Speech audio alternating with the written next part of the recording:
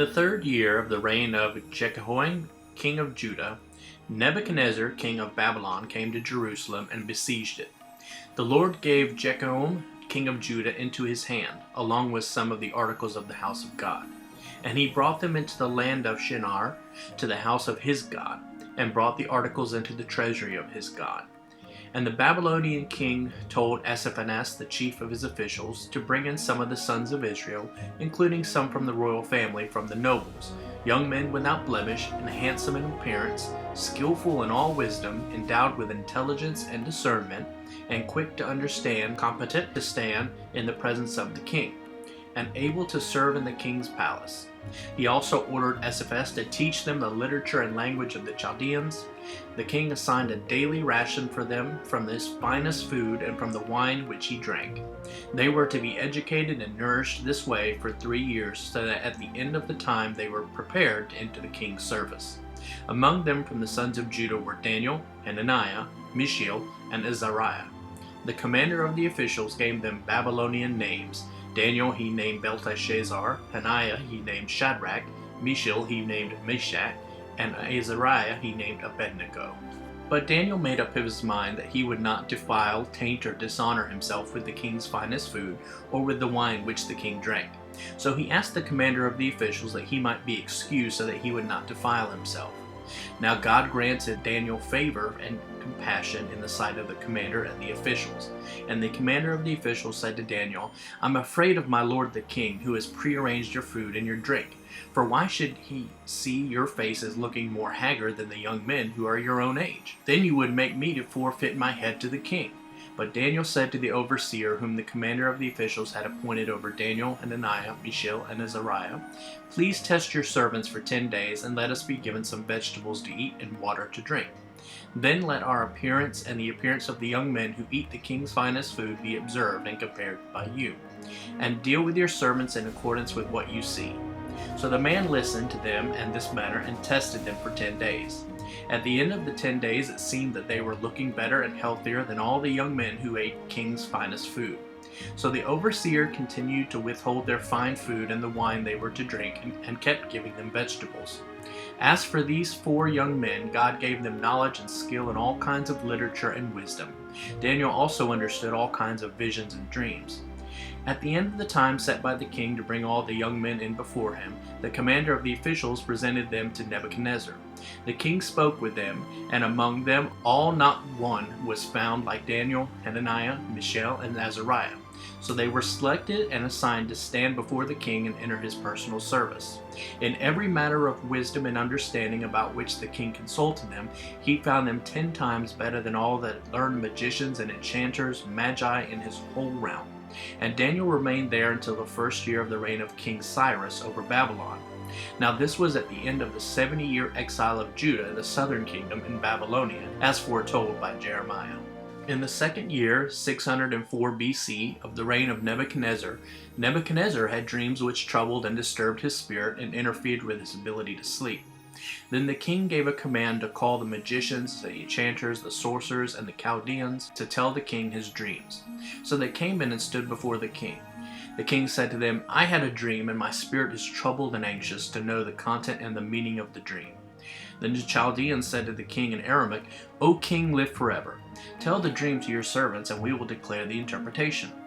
The king replied to the Chaldeans, "My command is firm and unchangeable. If you do not reveal to me the content of the dream along with its interpretation, you shall be cut into pieces, and your houses shall be made a heap of rubbish. But if you tell me the content of the dream along with its interpretation, you shall receive from me gifts and rewards and great honor. So tell me the dream and its interpretation." They answered again, "Let the king tell the dream to his servants, and we will explain its interpretation to you." The king replied, "I know for certain that you are bargaining for time, because you have seen that my command to you is firm and irrevocable. If you will not reveal to me the content of the dream, there is but one sentence for you have already prepared lying and corrupt words, and you agreed together to speak them before me, hoping to delay your execution until the situation has changed. Therefore tell me the dream first, and then I will know with confidence that you can give me its interpretation." The Chaldeans answered the king and said, "There's not a man on earth who could tell the king this matter, for no king, lord, or ruler has ever asked such a thing as this of any magician or enchanter or Chaldean. Furthermore, what the king demands is an unusual and difficult thing indeed. No one except the gods can reveal to the king, and their dwelling is not with mortal flesh." Because of this, the king was indignant and extremely furious, and gave a command to destroy all the wise men of Babylon. So the decree went out, and that the wise men were to be killed, and they looked for Daniel and his companions to put them to death. Then Daniel replied with discretion and wisdom to Arioch, the captain of the king's bodyguard, who had gone out to execute the wise men of Babylon. He said to Arioch, the king's captain, "Why is the decree from the king so harsh and urgent?" Then Arioch explained the matter to Daniel.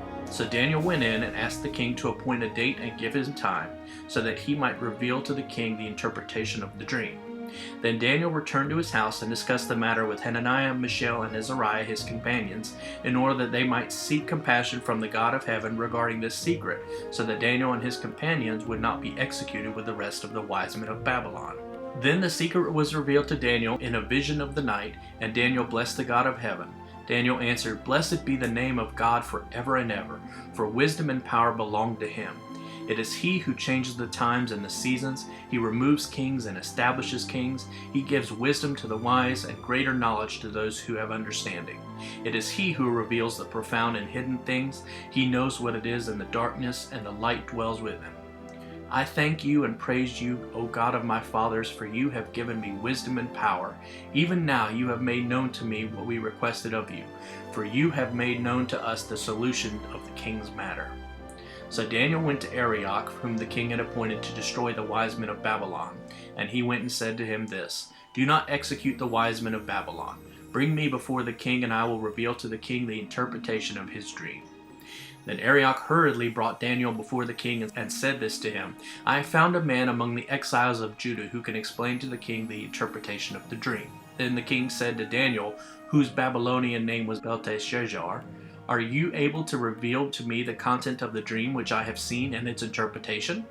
Daniel answered the king and said, "Regarding the mystery about which the king has inquired, neither the wise men, enchanters, magicians, nor astrologers are able to answer the king. But there is a God in heaven who reveals secrets, and he has shown King Nebuchadnezzar what will take place in the latter days, end of days. This was your dream and the vision that appeared in your mind while on your bed. As for you, O king, as you were lying on your bed, thoughts came into your mind about what will take place in the future, and he who reveals secrets has shown you what will occur. But as for me, this secret has not been revealed to me because my wisdom is greater than that of any other living man, but in order to make the interpretation known to the king, and so that you may understand fully the thoughts of your mind. You, O king, were looking, and behold, there was a single great statue. This image, which was large and of unsurpassed splendor, stood before you, and its appearance was awesome and terrifying. As for this statue, its head was made of fine gold, its breast and its arms of silver, its belly and its thighs of bronze, its legs of iron, its feet partly of iron and partly of clay pottery. As you were looking, a stone was cut out without human hands, and it struck the statue on its feet of iron and clay and crushed them. Then the iron, the clay, the bronze, the silver, and the gold were crushed together and became like the chaff from the summer threshing floors, and the wind carried them away so that not a trace of them can be found. And the stone that struck the statue became a great mountain and filled the whole earth. This was the dream. Now we will tell the king its interpretation. You, king, are the king of earthly kingdoms, to whom the God of heaven has given you the kingdom, the power, the strength, and the glory. And wherever the sons of men dwell, and the beasts of the field, and the birds of the heavens, he has given them into your hand, and has made you ruler over them all. The king of Babylon are the head of gold.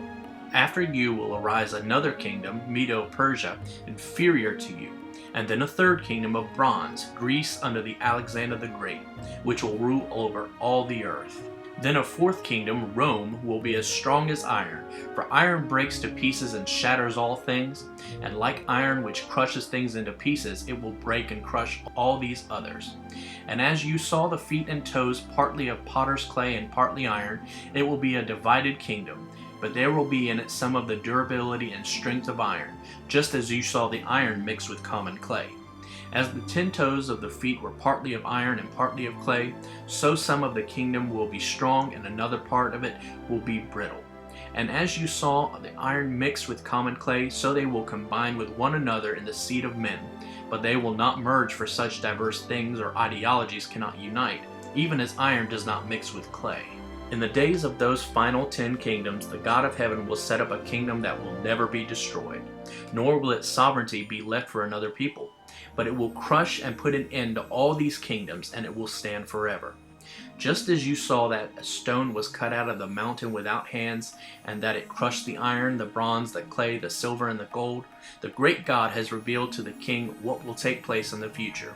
So the dream is true, and its interpretation is trustworthy.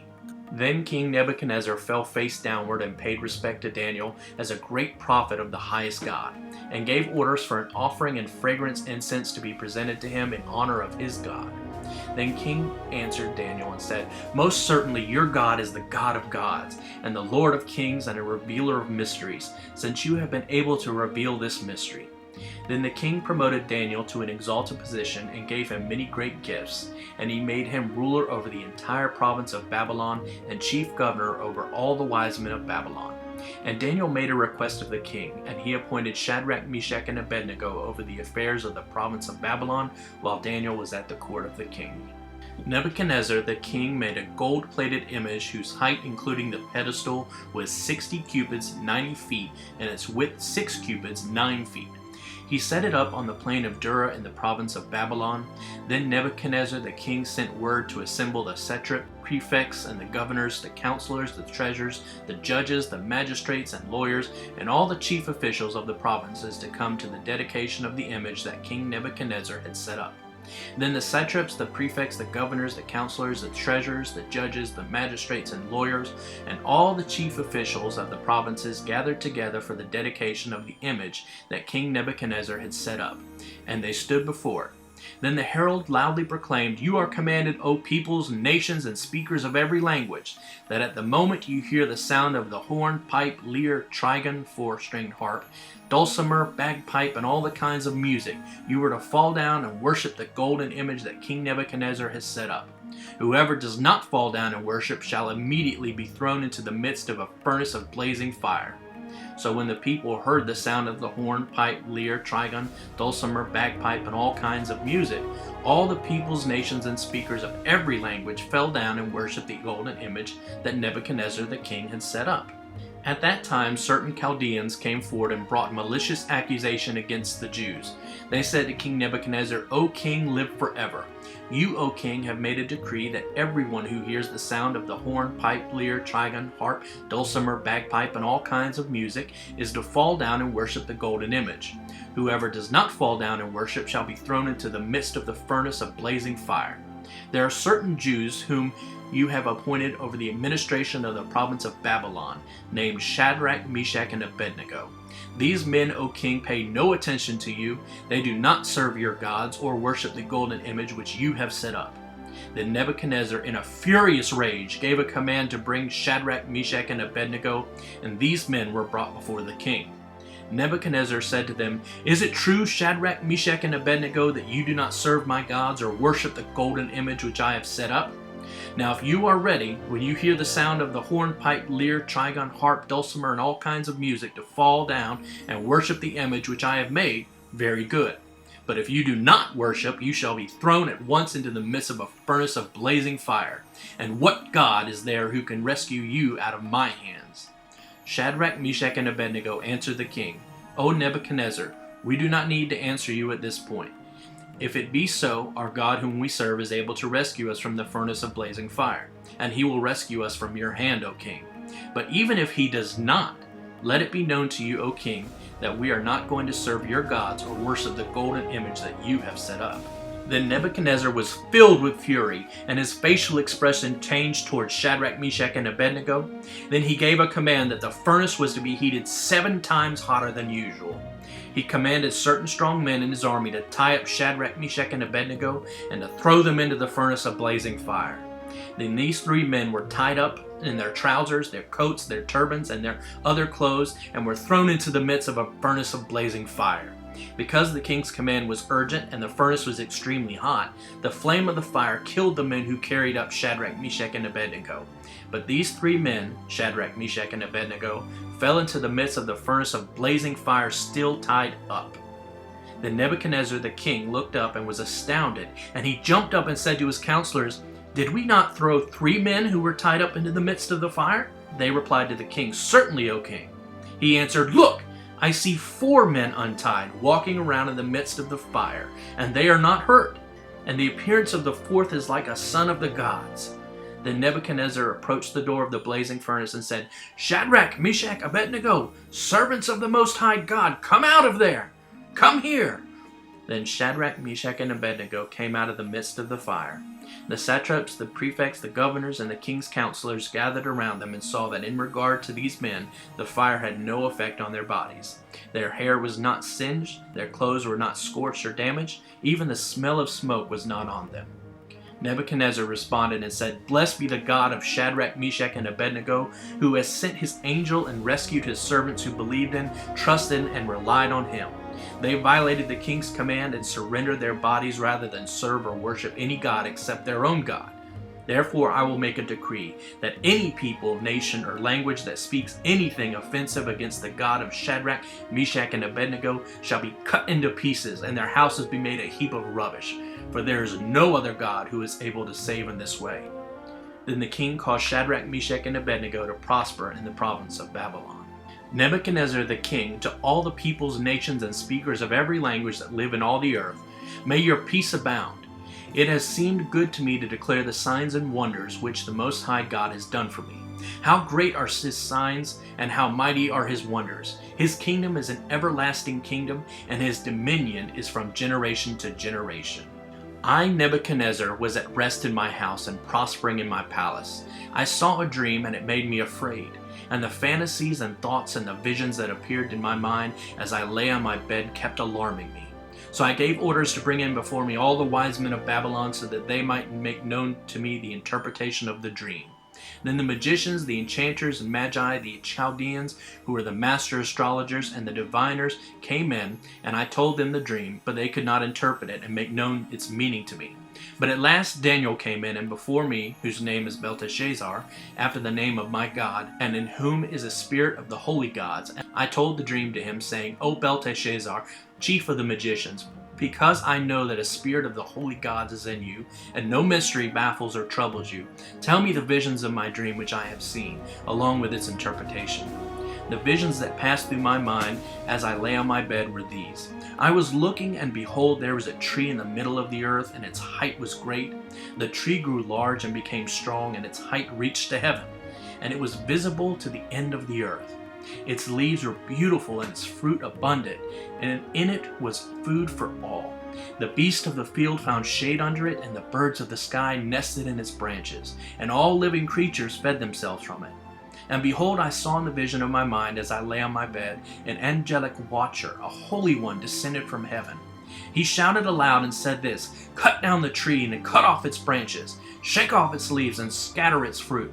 Let the living creatures run from under it and the birds fly from its branches. Nevertheless, leave the stump with its roots in the ground, bound with a band of iron and bronze and the new grass of the field, and let him be wet with the dew of heaven, and let him feed with the animals of the grass on the earth. Let his mind and nature be changed from a man's, and let an animal's mind and nature be given to him, and let 7 periods of time pass over him." This sentence is by the decree of the angelic watchers, and the decision is a command of the holy ones, so that the living may know without any doubt that the Most High God rules over the kingdom of mankind, and he bestows it on whomever he desires, and sets over it the humblest and lowliest of men. This is the dream which I, King Nebuchadnezzar, have seen. Now you, Belteshazzar, explain its meaning, since none of the wise men of my kingdom are able to reveal its interpretation to me. But you are able, for a spirit of the holy gods lives in you. Then Daniel, whose Babylonian name was Belshazzar, was appalled and speechless for a while, because he was deeply concerned about the destiny of the king, and his thoughts alarmed him. The king said, "Belteshazzar, do not let the dream or its interpretation frighten you. Belteshazzar answered, "My lord, may the dream be meant for those who hate you and its message for your enemies. The tree that you saw, which became great and grew strong, whose height reached to heaven and which was visible to all the earth, whose foliage was beautiful and its fruit abundant, and on which was food for all, under which the beasts of the field lived and whose branches the birds of the sky nested. It is you, O king, who have become great and grown strong. Your greatness has increased and it reaches to heaven, and your dominion reaches to the ends of the earth." In that the king saw an angelic watcher, a holy one, descending from heaven and saying, "Cut the tree down and destroy it, but leave the stump with its roots in the earth, but with a band of iron and bronze round it in the new grass of the field, and let him be wet with the dew of heaven, and let him feed with the beasts of the field until 7 periods of time pass over him." This is the interpretation, O king. It is the decree of the Most High God, which has come upon my lord the king, that you shall be driven from mankind, and your dwelling place shall be with the beasts of the field, and that you be given grass to eat like the cattle, and be wet with the dew of heaven. And 7 periods of time shall pass over you, until you know without any doubt that the Most High God rules over the kingdom of mankind, and he bestows it to whomever he desires. And in that it was commanded to leave the stump with the roots of the tree in the earth. Your kingdom shall be restored to you after you understand fully that heaven rules. Therefore, O king, let my advice to you be considered and found acceptable. Break away now from your sins and exhibit your repentance by doing what is right, and from your wickedness by showing mercy to the poor, so that if you repent, there may possibly be a continuance of your prosperity and tranquility, and a healing of your error. All this happened to Nebuchadnezzar the king. 12 months later, he was walking on the upper level of the royal palace of Babylon. The king said thoughtfully, "Is not this the great Babylon which I myself have built as the royal residence and seat of government by the might of my power, and for the honor and glory of my majesty?" While the words were still in the king's mouth, a voice came as it falling from heaven, saying, "O King Nebuchadnezzar, to you it is declared, the kingdom has been removed from you, and you will be driven away from mankind, and your dwelling place will be with the animals of the field. You will be given grass to eat like the cattle, and 7 periods of time will pass over you until you know without any doubt that the Most High God rules over the kingdom of mankind, and he bestows it on whomever he desires." Immediately the word concerning Nebuchadnezzar was fulfilled. He was driven away from mankind and began eating grass like cattle, and his body was wet in the dew of heaven until his hair had grown like eagles and feathers, and his nails were like birds' claws. But at the end of the days, that is, at the 7 periods of time, I, Nebuchadnezzar, raised my eyes toward heaven, and my understanding reason returned to me. And I blessed the most holy God, and I praised and honored and glorified him who lives forever. For his dominion is an everlasting dominion, and his kingdom endures from generation to generation. All the inhabitants of the earth are regarded as nothing, but he does according to his will in the host of heaven and among the inhabitants of the earth. And no one can hold back his hand or say to him, "What have you done?" Now at that time my reason returned to me, and for the glory of my kingdom, my majesty, my splendor were returned to me. And my counselors and my nobles began seeking me out, so I was reestablished in my kingdom, and still more greatness than before was added to me. Now I, Nebuchadnezzar, praise and exalt and honor the King of heaven, for all his works are true and faithful, and his ways are just, and he is able to humiliate and humble those who walk in self-centered, self-righteous pride. Belshazzar, the king who was a descendant of Nebuchadnezzar, gave a great feast for 1,000 of his nobles, and he was drinking his wine in the presence of the 1,000 guests. Belshazzar, as he tasted the wine, gave a command to bring in the gold and silver vessels which his father Nebuchadnezzar had taken out of the temple which was in Jerusalem, so that the king and his nobles, his wives, and his concubines might drink from them. Then they brought in the gold and silver vessels that had been taken out of the temple, the house of God, which was in Jerusalem, and the king and his nobles, his wives, and his concubines drank from them. They drank the wine and praised the gods of gold and silver and bronze, iron, wood, and stone. Suddenly, the fingers of a man's hand appeared and began writing opposite the lampstand on a well-lit area of the plaster of the wall of the king's palace. And the king saw the part of the hand that did the writing. Then the king's face grew pale, and his thoughts alarmed him. The joints and muscles of his hips and back weakened, and his knees began knocking together. The king called aloud to bring the enchanters, magi, the Chaldeans who are master astrologers, and the diviners. The king said to the wise men of Babylon, "Whoever can read this writing and explain its interpretation to me shall be clothed with purple and have a chain of gold put around his neck, and have authority as the third ruler in the kingdom." Then all the king's wise men came in, but they could not read the writing or reveal to the king its interpretation. Then King Belshazzar was greatly perplexed. His face became even paler, and his nobles were bewildered and alarmed. Now the queen mother, overhearing the excited words of the king and his nobles, came into the banquet area. The queen mother spoke and said, "O king, live forever. Do not be alarmed at your thoughts or let your face be changed. There is a man in your kingdom in whom a spirit of the holy gods, and in the days of your father illumination, understanding, and wisdom like the wisdom of the gods were found in him. And King Nebuchadnezzar, your father the king, appointed him chief of the magicians, enchanters, Chaldeans, and diviners. It was because of an extraordinary spirit, knowledge, and insight, the ability to interpret dreams, clarify riddles, and solve complex problems were found in this Daniel, whom the king named Belteshazzar. Now let Daniel be called, and he will give thee the interpretation." Then Daniel was brought in before the king, and the king said to Daniel, "Are you that Daniel who is one of the sons of the exiles of Judah, whom my father the king brought from Judah? I have heard of you that a spirit of the gods is in you, and that illumination, insight, and extraordinary wisdom have been found in you." Now the wise men and the enchanters were brought in before me, so that they might read this writing and reveal its meaning to me, but they could not give me the interpretation of the message. But I personally have heard about you, that you are able to make interpretations and solve complex problems. Now if you're able to read the writing and reveal its interpretation to me, you shall be clothed with purple and have a chain of gold put around your neck, and you shall have authority as the third ruler in the kingdom. Then Daniel answered and said before the king, "Keep your gifts for yourself and give your rewards to someone else. However, I will read the writing to the king and reveal the interpretation to him. O king, the Most High God gave Nebuchadnezzar your father a kingdom and greatness and glory and majesty. And because of the greatness that he gave him, all the peoples, nations, and speakers of every language trembled and feared him. Whomever he wished he killed, and whomever he wished he kept alive. Whomever he wished be promoted, and whomever he wished be humbled. But when his heart was lifted up and his spirit became so proud that he behaved arrogantly, he was disposed from his royal throne, and his glory was taken away from him.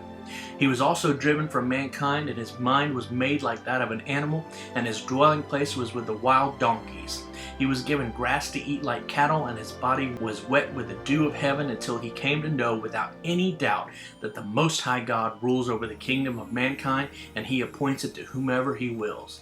And you, his son, O Belshazzar, have not humbled your heart and mind, and even though you knew all this, and you have exalted yourself against the Lord of heaven, and the vessels of his house have been brought before you, and you and your nobles, your wives, and your concubines have been drinking wine from them. And you have praised the gods of silver and gold, of bronze, iron, wood, and stone, which do not see or hear or understand. But the God who holds in his hand your breath of life and your ways you have not honored and glorified, but have dishonored and defied. Then the hand was sent from the presence of the Most High God, and this inscription was written. This is the inscription that was written: Mene, Mene, Tekel, Upharsin, numbered, weighed, and divided. This is the interpretation of the message.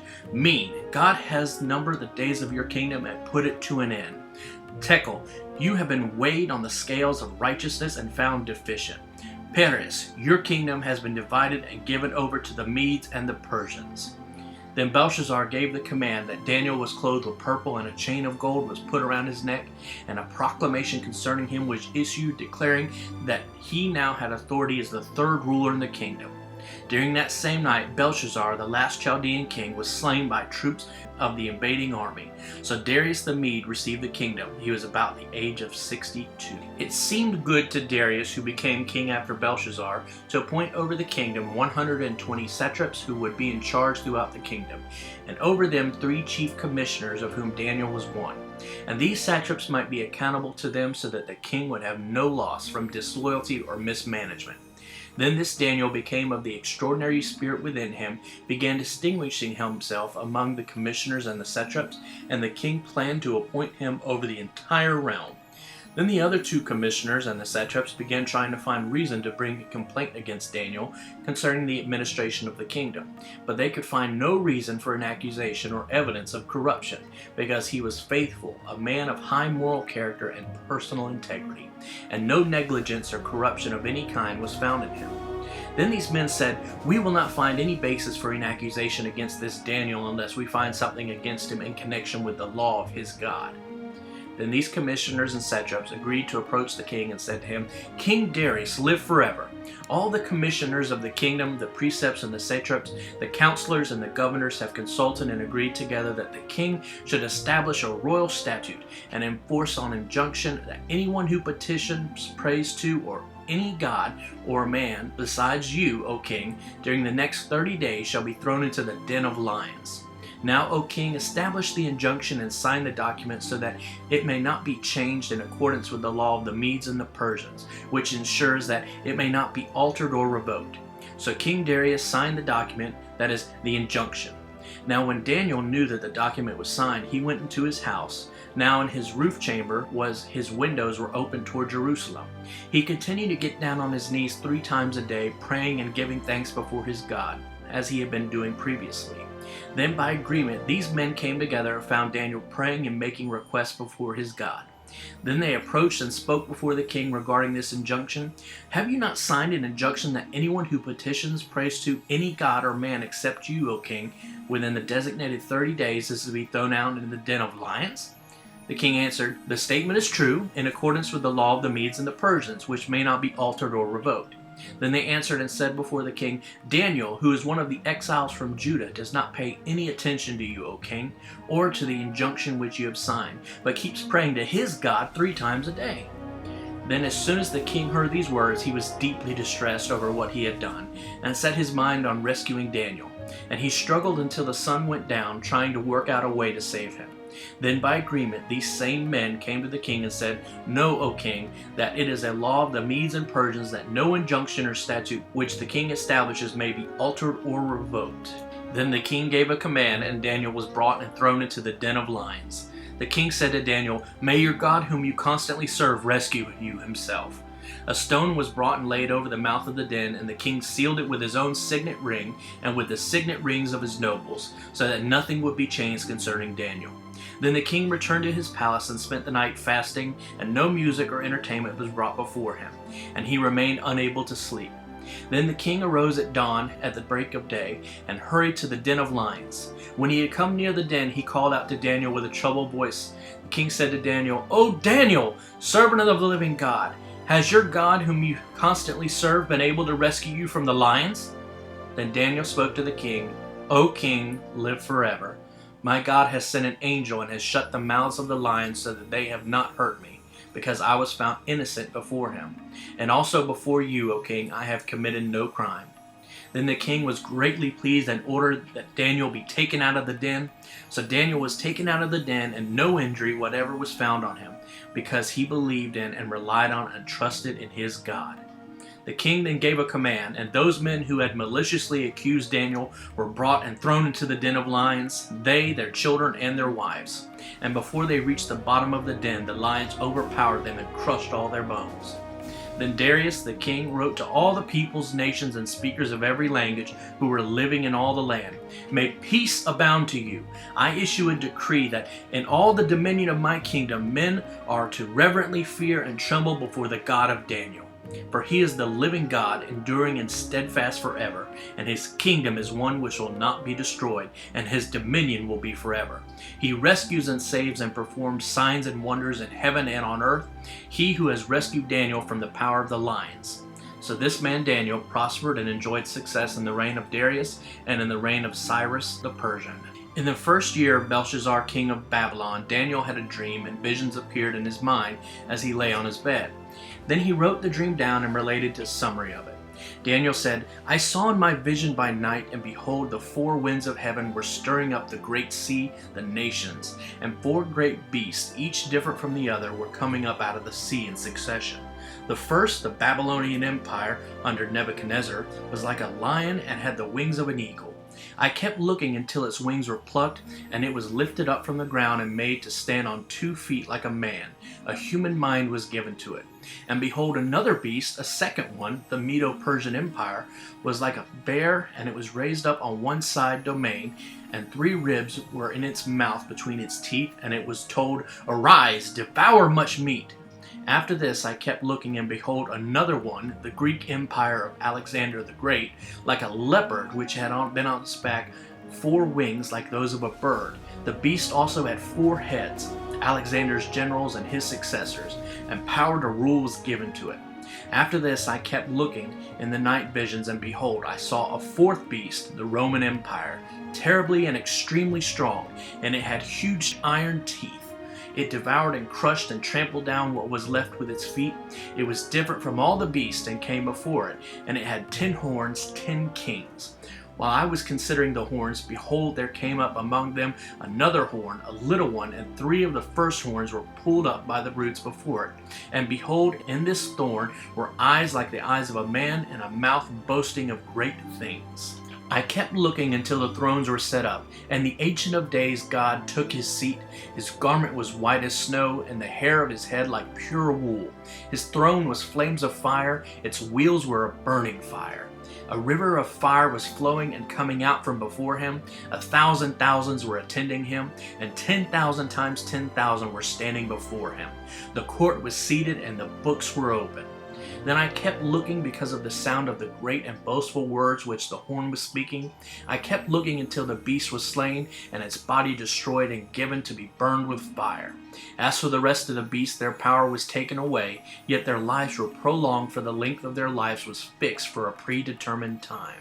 I kept looking in the night visions, and behold, on the clouds of heaven, one like a son of man was coming, and he came up to the Ancient of Days and was presented before him. And to him the Messiah was given dominion, supreme authority, glory, and a kingdom, that all the peoples, nations, and speakers of every language should serve and worship him. His dominion is an everlasting dominion which will not pass away, and his kingdom is one which will not be destroyed. As for me, Daniel, my spirit was distressed and anxious within me, and the visions that appeared in my mind kept alarming me, agitating me. I approached one of those who stood by and began asking him the exact meaning of all this. So he told me and explained to me the interpretation of these things. These 4 great beasts are 4 kings who will arise from the earth, but the saints, believers of the Most High God, will receive the kingdom and possess the kingdom forever, for all ages to come. Then I wished to know the exact meaning of the 4th beast, which was different from all the others, extremely dreadful, with teeth of iron and claws of bronze, which devoured, crushed, and trampled down what was left with its feet. And the meaning of the 10 horns, kings, that were on its head, and the other horn which came up later, and before which 3 of the horns fell, specifically that horn which had eyes and a mouth that boasted great things, and which looked larger than the others. As I kept looking, that horn was making war with the saints, believers, and overpowering them until the Ancient of Days came and judgment was passed in favor of the saints of the Most High God. And the time arrived when the saints, believers, took possession of the kingdom.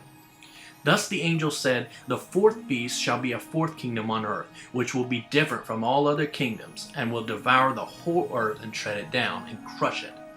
As for the 10 horns, out of this kingdom 10 kings will arise, and another will arise after them.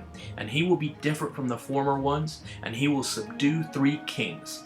He will speak words against the Most High God and wear down the saints of the Most High, and he will intend to change the times and the law.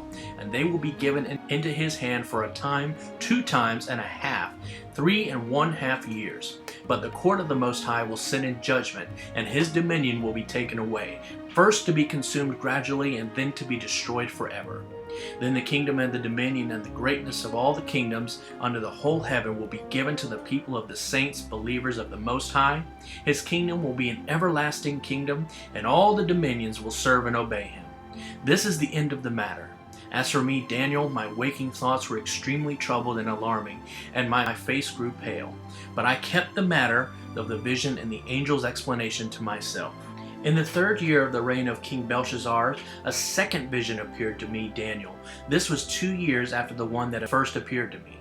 I looked in the vision, and it seemed that I was at the citadel of Susa, the capital of Persia, which is in the province of Elam. And I looked in the vision, and I saw myself by the Uli Canal. Then I raised my eyes and looked, and behold, there in front of the canal stood a lone ram, the Medo-Persian Empire, which had 2 horns. The 2 horns were high, but one, Persia, was higher than the other, Media, and the higher one came up last. I saw the ram Medo-Persia charging westward and northward and southward. No beast could stand before him, nor was there anyone who could rescue anything from his power. But he did as he pleased and magnified himself. As I was observing this, behold, a male goat, Greece, was coming from the west, rushing across the face of the whole earth without touching the ground. And the goat had a conspicuous and remarkable horn, Alexander the Great, between his eyes. He came up to the ram and had the 2 horns which I had seen standing in front of the canal, and charged at him in the fury of his power and wrath. In my vision I saw him come close to the ram, Medo-Persia, and he was filled with rage toward him. And the goat, Greece, struck the ram and shattered his 2 horns, and the ram had no strength to stand before him. So the goat threw him to the ground and trampled on him, and there was no one who could rescue the ram from his power. Then the male goat magnified himself exceedingly, and when he was young and strong, the great horn Alexander was suddenly broken, and in its place there came up 4 prominent horns, among whom the kingdom was divided, one toward each of the 4 winds of heaven. One out of them, Antiochus IV Ephanes, came forth a small horn, but one of irreverent presumption and profane pride, which grew exceedingly powerful toward the south, toward the east, and toward the beautiful land Israel. And in my vision this horn grew up to the host of heaven, and caused some of the host and some of the stars to fall to the earth, and it trampled on them. Indeed, it magnified itself to be equal with the commander of the host in heaven, and it took away from him the daily sacrifice, burnt offering, and the place of his sanctuary was thrown down profane. Because of the transgression of God's people, their irreverence and ungodliness, the host will be given over to the wicked horn, along with the regular sacrifice, and righteousness and truth will be flung to the ground, and the horn will do as it pleases by divine permission and prosper. Then I heard a Holy One angel speaking, and another Holy One said to the one who was speaking, "How much time will it be required to complete the vision regarding the regular sacrifice, the transgression that brings horror, and the trampling underfoot of both the sanctuary and the host of the people?" He said to me, "For 2,300 evenings and mornings, then the sanctuary will be cleansed and properly restored." When I, Daniel, had seen the vision, I sought to understand it. Then behold, standing before me was one who looked like a man. And I heard the voice of a man between the banks of the Uli, which called out and said, "Gabriel, give this man Daniel an understanding of the vision." So he came near where I was standing, and when he came I was frightened and fell face downward. But he said to me, "Understand, son of man, that the fulfillment of the vision pertains to the events that will occur at the time of the end."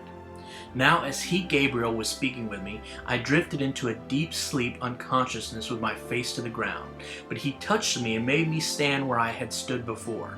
He said, "Behold, I'm going to let you know what will happen during the final time of the indignation and wrath of God upon the ungodly, for it concerns the appointed time of the end." The ram, which you saw with the 2 horns, represents the kings of Media and Persia.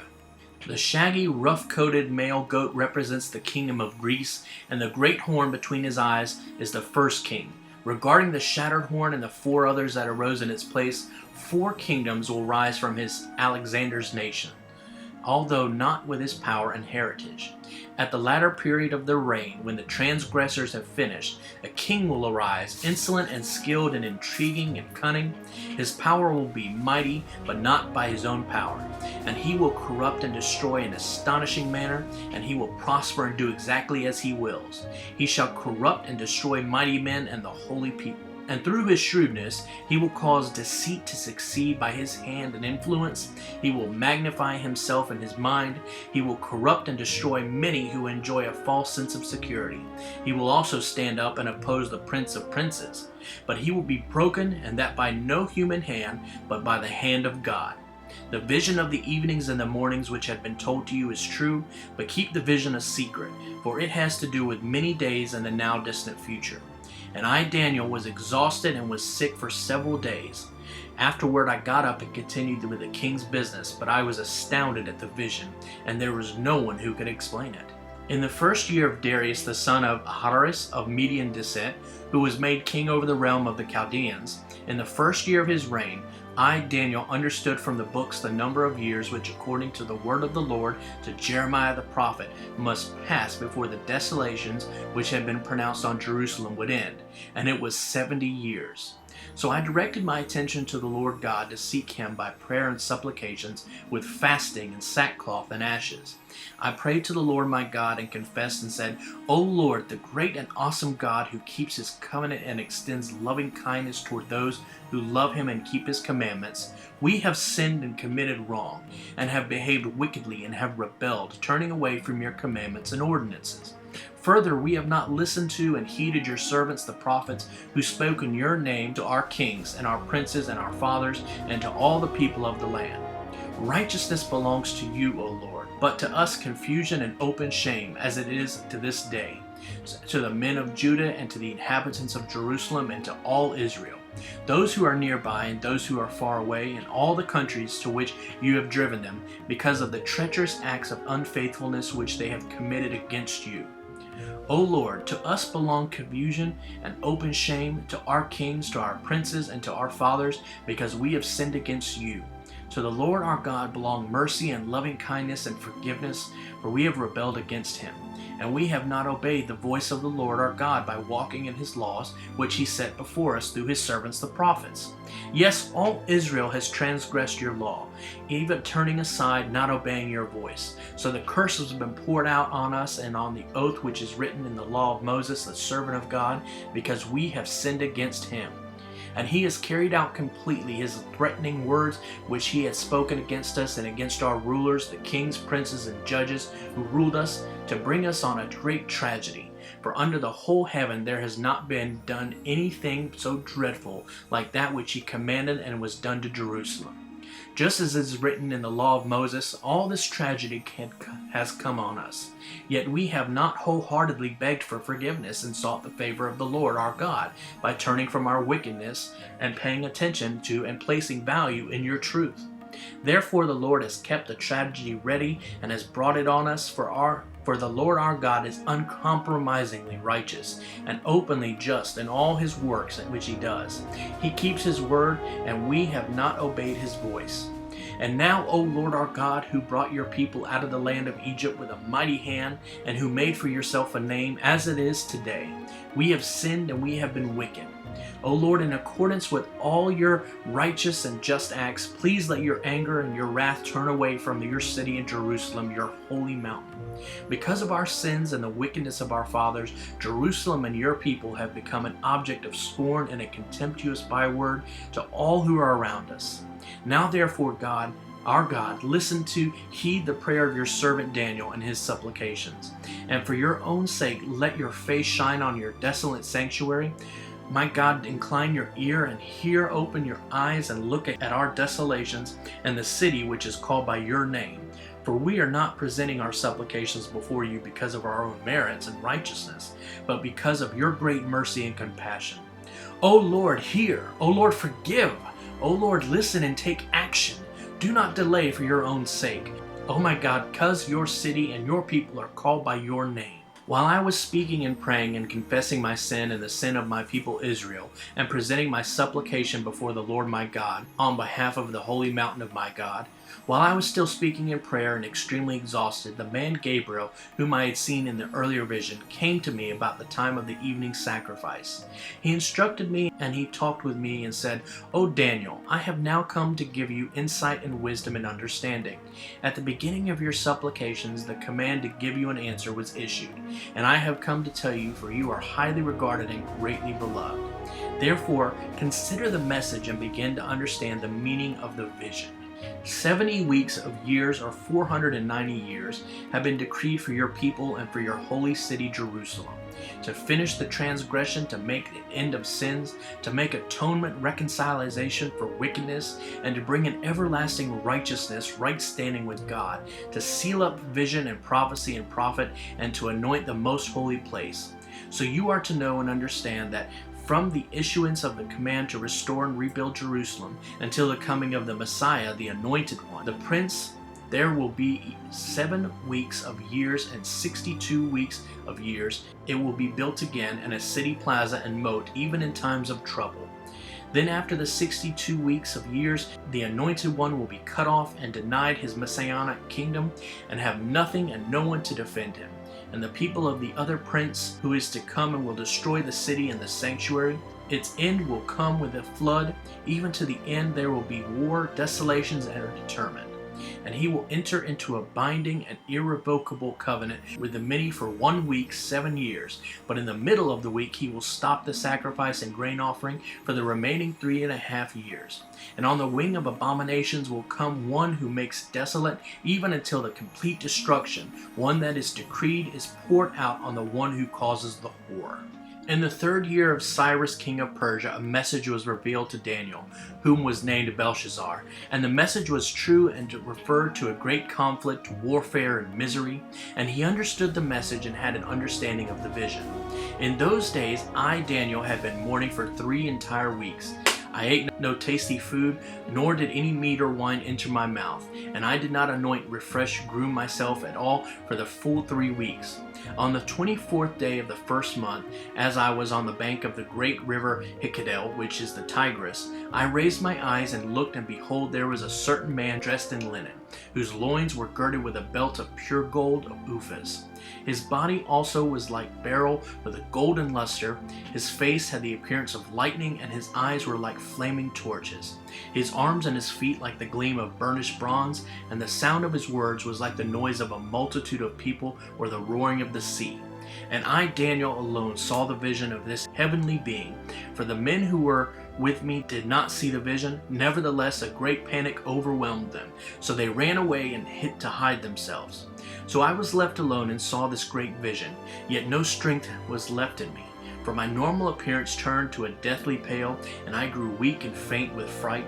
Then I heard the sound of his words, and when I heard the sound of his words, I fell on my face in a deep sleep, with my face toward the ground. Then behold, a hand touched me and set me unsteadily on my hands and knees. So he said to me, O Daniel, you highly regarded and greatly beloved man, understands the words that I am about to say to you, and stand upright, for I have now been sent to you. And while he was saying this word to me, I stood up trembling. Then he said to me, Do not be afraid, Daniel, for from the first day that you set your heart on understanding this and on humbling yourself before your God, your words were heard, and I have come in response to your words. But the prince of the kingdom of Persia was standing in opposition to me for 21 days. Then behold, Michael, one of the chief of the celestial princes, came to help me, for I had been left there with the kings of Persia. Now I came up to make you understand what will happen to your people in the latter days, for the vision is in regard to the days yet to come. When he had spoken to me according to these words, I turned my face toward the ground and was speechless. And behold, one who resembled the sons of men touched my lips. Then I opened my mouth and spoke and said to him who is standing before me, O my Lord, because of the vision, anguish has come upon me, and I have retained no strength. For how can such a weakened servant of my Lord talk with such a being as my Lord? For now there remains no strength in me, nor has any breath been left in me. Then the one Gabriel, whose appearance was like that of a man, touched me again, and he strengthened me. He said, O man, highly regarded and greatly beloved, do not be afraid. Peace be to you. Take courage and be strong. Now when he had spoken to me, I was strengthened and said, Let my Lord speak, for you have strengthened me. Then he said, Do you understand fully why I came to you? Now I shall return to fight against the hostile prince of Persia, and when I have gone, behold, the prince of Greece is about to come. But I, Gabriel, will tell you what is inscribed in the writing of truth.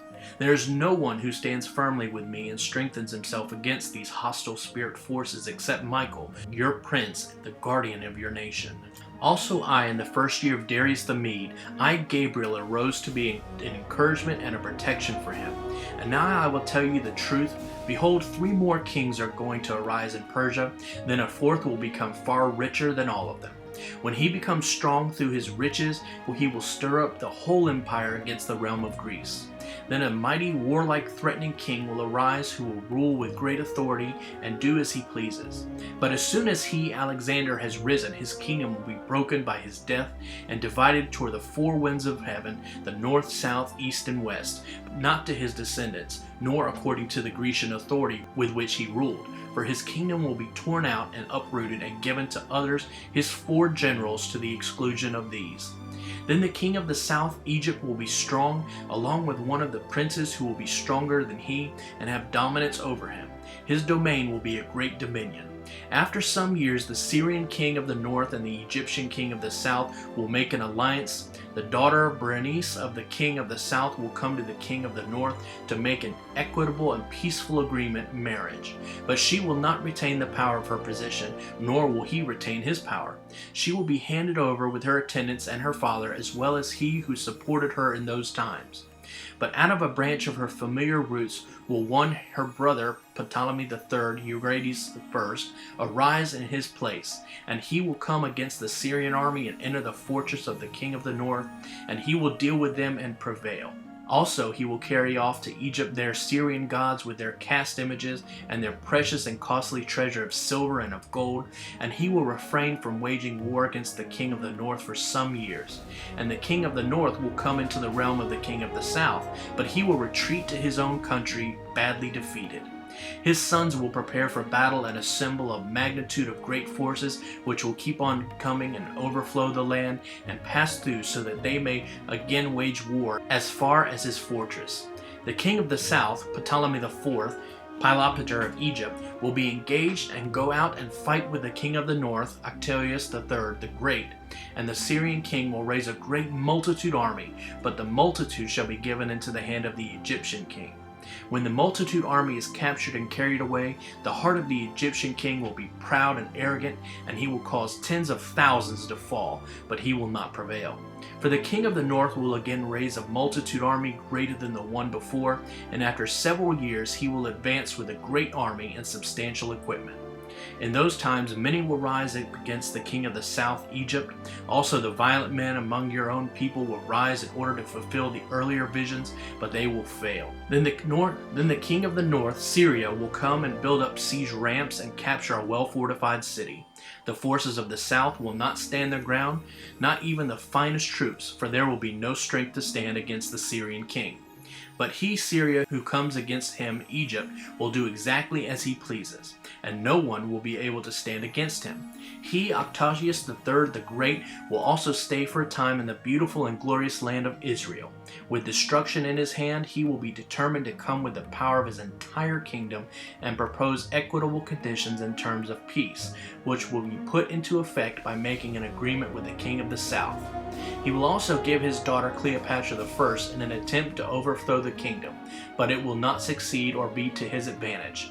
After this, he, Darius III, the great king of Syria, will turn his attention to the islands and coastlands and capture many of them.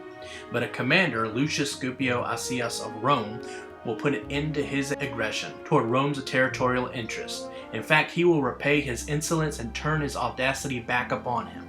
Then he will turn back toward the fortresses of his own land of Syria, but he will stumble and fall and not be found. Then in his place one, his eldest son, Secluus IV Philopator, will rise, who will send an oppressor through the jewel of his kingdom. Yet within a few days he will be shattered, though not in anger nor in battle, and in his place in Syria will arise a despicable and despised person to whom royal majesty and the honor of kingship have not been conferred, but he will come without warning in a time of tranquility and seize the kingdom by intrigue. The overwhelming forces of the invading armies of Egypt will be flooded away before him and smashed, and also the prince of the covenant will be smashed. After an alliance is made with him, he will work deceitfully, and he will go up and gain power with a small force of people.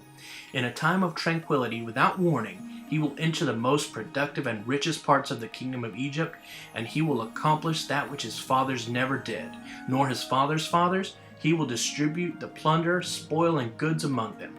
He will devise plans against strongholds, but only for a time decreed by God. He will stir up his strength and courage against his former Egyptian ally, the king of the south, Ptolemy VI, with a great army. So the king of the south will prepare an extremely great and powerful army to wage war, but he will not stand, for schemes will be devised against him. Yes, those who eat his fine food will betray and destroy him, Ptolemy VI, and his army will be swept away, and many will fall down slain. And as for both of these kings, their hearts will be set on doing evil. They will speak lies over the same table, but it will not succeed. For the end is yet to come at the appointed time. Then he, Attalius IV Epiphanes, will return to his land with great treasure plunder, and his heart will be set against the Holy Covenant, and he will take action and return to his own land, Syria. At the time appointed by God, he will return and come to the south, but this last time will not be successful as were the previous invasions of Egypt. For ships of Cyprus in Roman hands will come against him. Therefore he will be discouraged and turn back to Israel and carry out his rage against the Holy Covenant and take action. So he will return and show favoritism toward those Jews who break the Holy Covenant with God. Armed forces of his will arise in Jerusalem and defile and desecrate the sanctuary, the spiritual stronghold, and will do away with the regular sacrifice, that is, the daily burnt offering. And they will set up a pagan altar in the sanctuary, which is the abomination of desolation. With smooth words of flattery and praise, he will turn to godlessness those who are willing to disregard the Mosaic covenant, but the people who are spiritually mature and know their God will display strength and take action to resist. They who are wise and have spiritual insight among the people will instruct many and help them understand. Yet for many days some of them and their followers will fall by the sword and by flame, by captivity and by plunder. Now when they fall, they will receive a little help, and many will join with them in hypocrisy. Some of those who are spiritually wise and have insight will fall as martyrs in order to refine, to purge, and to make those among God's people pure until the end time, because it is yet to come at the time appointed by God. Then the king, the Antichrist, will do exactly as he pleases. He will exalt himself and magnify himself above every god, and will speak astounding and disgusting things about the God of gods, and he will prosper until the indignation is finished. For that which is determined by God will be done. He will have no regard for the gods of his fathers, or for the desire of women, nor will he have regard for any other god, for he shall magnify himself above them all. Instead, he will honor a god of fortresses, a god whom his fathers did not know, and he will honor him with gold and silver, with precious stones, and with expensive things. He will act against the strongest fortresses with the help of a foreign god. He will give great honor to those who acknowledge him, and he will cause them to rule over the many, and will parcel out land for a price. At the end time, the king of the south will push and attack him, the Antichrist, and the king of the north will storm against him with chariots and horsemen and with many ships, and he will enter countries, overwhelm them, and pass through. He shall also enter the beautiful and glorious land Israel, and many countries will fall, but these will be rescued out of his hand. Edom, Moab, and the foremost core of the people of Ammon. Then he will stretch out his hand against other countries, but Egypt will not be among the ones which escape. He will have power over the treasures of gold and silver, and over all the precious things of Egypt, and the Libyans and the Ethiopians will follow in his footsteps. But rumors from the east and from the north will alarm and disturb him, and he will set out with great fury to destroy and to annihilate many. He will pitch his palatial tents between the seas and the glorious holy mountain Zion, yet he will come to his end with no one to help him in his final battle with God. Now at the end time, Michael, the great angelic prince who stands guard over the children of your people, will arise, and there will be a time of distress such as never occurred since there was a nation until that time. But at that time your people, everyone who is found written in the book of life, will be rescued. Many of those who sleep in the dust of the ground will awake, resurrect, these to everlasting life, but some to disgrace and everlasting contempt, adherents. Those who are spiritually wise will shine brightly like the brightness of the expanse of heaven, and those who lead many to righteousness will shine like the stars forever and ever. But as for you, Daniel, conceal these words and seal up the scroll until the end of time. Many will go back and forth and search anxiously through the scroll, and knowledge of the purpose of God as revealed by his prophets will greatly increase. Then I, Daniel, looked, and behold, there stood two others, the one angel on this bank of the river, and the other angel on that bank of the river. And one said to the man dressed in linen, who was above the waters of the river, How long will it be until the end of these wonders? And I heard the man dressed in linen, who was above the waters of the river, as he held up his right hand and his left hand toward heaven, and swore by him who lives forever, that it would be for a time, times, and a time and a half, 3.5 years. And as soon as they finish shattering and crushing the power of the holy people, all these things will be finished. As for me, I heard, but I did not understand, so I said, My Lord, what will be the outcome of these things? And the angel said, Go your way, Daniel, for the words are concealed and sealed up until the end of time. Many will be purged, purified, and made white and refined, and the wicked will behave wickedly. None of the wicked shall understand, but those who are spiritually wise will understand. From the time that the regular sacrifice, that is, the daily burnt offering, is taken away, and the abomination of desolation is set up, ruining the temple for worship of the true God, there will be 1,290 days. How blessed, happy, fortunate, and spiritually prosperous and beloved is he who waits expectantly, enduring without wavering for the period of tribulation, and comes to the 1,335 days. But as for you, Daniel, go your way until the end of your life, for you will rest and rise again for your allotted inheritance at the end of the age.